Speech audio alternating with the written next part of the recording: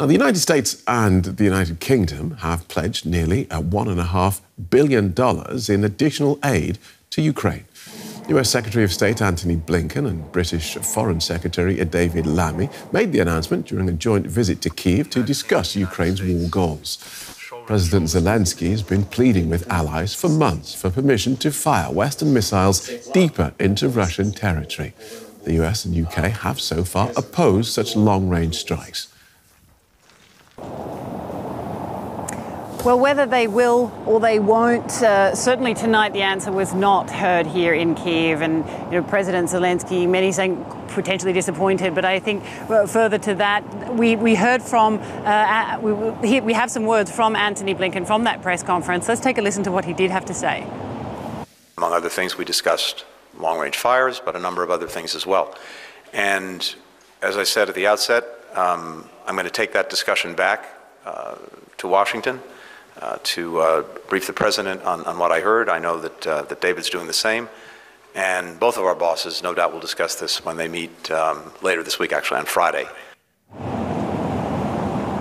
And it's precisely that point there, Phil, that was really the main message that we heard there in this press conference there tonight, saying that Antony Blinken and David Lammy would be taking home all that was discussed here in Kyiv back to their respective bosses for further. Keir Starmer, the UK Prime Minister, and US President Joe Biden due to meet on Friday. So it wasn't unsurprising that we didn't hear any policy change announcement there by the foreign ministers tonight. But the language in what the gentleman had to say this evening has slightly shifted. And it is, you certainly get the feeling, if you read between the lines of some of what was said, that there is the appetite for a policy change on the horizon. Of course, we heard from Blinken saying that the US had supported Ukraine through the challenges all along the way and had adapted to its changing challenges along the way, and it would continue to do so, perhaps hinting the fact that this, a changing challenge would also be adapted to when it comes to US support. So we can't say definitively what might happen on Friday when the two leaders of UK and US meet, or in the coming weeks, but there's certainly the mood. You had the feeling that a policy change on this particular topic might be on the horizon. Meanwhile, the US is warning that it will impose more sanctions against Iran, accusing it of supplying Russia with more missiles. How is that likely to affect those weapons flows?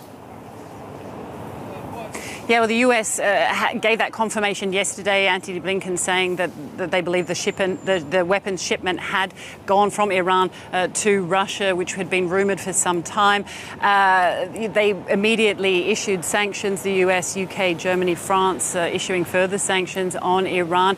It's believed that some of the delay or some of the reason why Iran was hesitant to supply these missiles, they have, of course, already supplied Russia with these weaponized drones that we've been seeing regularly making attacks across Ukraine in recent weeks. They have already been supplied by Iran, but these missiles, that they were hesitant, and it was believed that, potentially because of further sanctions, though it's unlikely now that they will, that the sanctions may have any effect. Of course, those weapons seriously expanding the artillery of the Russian and making them more adaptive on the battlefield. These sort of low to mid-range missiles being able to be used along the front line. These Iranian issued missiles, where it was allowing Russia, I should say, to reserve some of its longer-range missiles for attacks further inside Ukrainian territory.